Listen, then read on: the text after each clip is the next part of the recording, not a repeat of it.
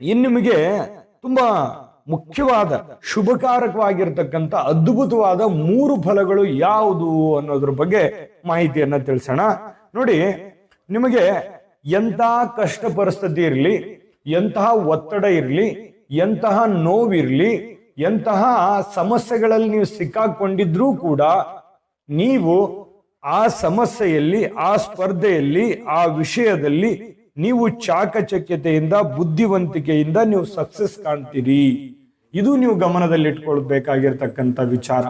ಎಂತಹ ಒತ್ತಡವೇ ಬರಲಿ, ಎಂತಹ ಗೊಂದಲವೇ ಇದ್ರೂ ಕೂಡ ಆ ರಿಸ್ಕ್ ಇರ್ತಕ್ಕಂಥ ಕೆಲಸಗಳನ್ನು ಕೂಡ ಬುದ್ಧಿವಂತಿಕೆ, ಸಮಾಧಾನದಿಂದ ನೀವು ಜಯಿಸ್ತೀರಿ ಎನ್ನುವಂಥದ್ದು ಗಮನದಲ್ಲಿಟ್ಕೋಬೇಕಾಗತ್ತೆ. ಇದು ಬಹಳ ಅದ್ಭುತವಾಗಿರತಕ್ಕಂಥ ಫಲ.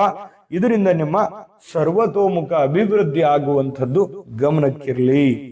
ಇನ್ನು ನಿಮ್ಮ ಈ ಕೋರ್ಟು ಕಚೇರಿ ಅಥವಾ ವಾದ ವಿವಾದಗಳು, ಯಾವುದೋ ಒಂದು ವಿಚಾರದಲ್ಲಿ ಗೊಂದಲ ಇದೆ, ಯಾವುದೋ ವಿಚಾರದಲ್ಲಿ ಕಾಂಟ್ರವರ್ಸಿಗಳಿದಾವೆ, ಯಾವುದೋ ಒಂದು ಕುಂತು ಮಾತುಕತೆ ಬಗೆಹರಿಸ್ಕೋಬೇಕು, ಅಗ್ರಿಮೆಂಟ್ ಮಾಡ್ಕೋಬೇಕು, ಯಾವುದೋ ಒಂದು ವಿಷಯಗಳ ಇತ್ಯರ್ಥವನ್ನ ಮಾಡ್ಕೋಬೇಕು, ಹೊಸ ವಿಷಯಗಳನ್ನ ಕುದುರಿಸ್ಕೋಬೇಕು, ಇಂತಹ ವಿಚಾರಕ್ಕೆ ಸಂಬಂಧಪಟ್ಟಂತಹ ಅನುಕೂಲತೆಗಳು ನಿಮಗೆ 2ನೇ ಲಾಭವನ್ನಾಗಿ, 2ನೇ ಉಪಯೋಗವನ್ನಾಗಿ ಈ ತಿಂಗಳಲ್ಲಿ ಕಂಡು ಬರ್ತಾ ಇರತಕ್ಕಂಥದ್ದು.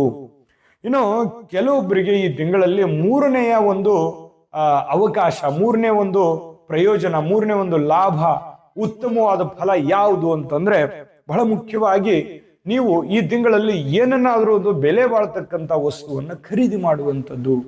ಪ್ರಮುಖವಾಗಿರ್ತಕ್ಕಂಥ ಯಾವುದೇ ಒಂದು ಪ್ಲಾಟ್ ಇರ್ಬೋದು, ಮನೆ ಇರ್ಬೋದು, ಹೊಲ ಇರ್ಬೋದು, ಬೆಳ್ಳಿ ಬಂಗಾರ ಆಭರಣಗಳಿರ್ಬೋದು, ಅಥವಾ ಸ್ವಯಾರ್ಜಿತ ಆಸ್ತಿ, ಅಥವಾ ಅದು ಸ್ಥಿರವಾಗಿ ಉಳಿಯುವಂತ ಆಸ್ತಿ, ಅಥವಾ ನಿಮಗೆ ಸಂತೋಷ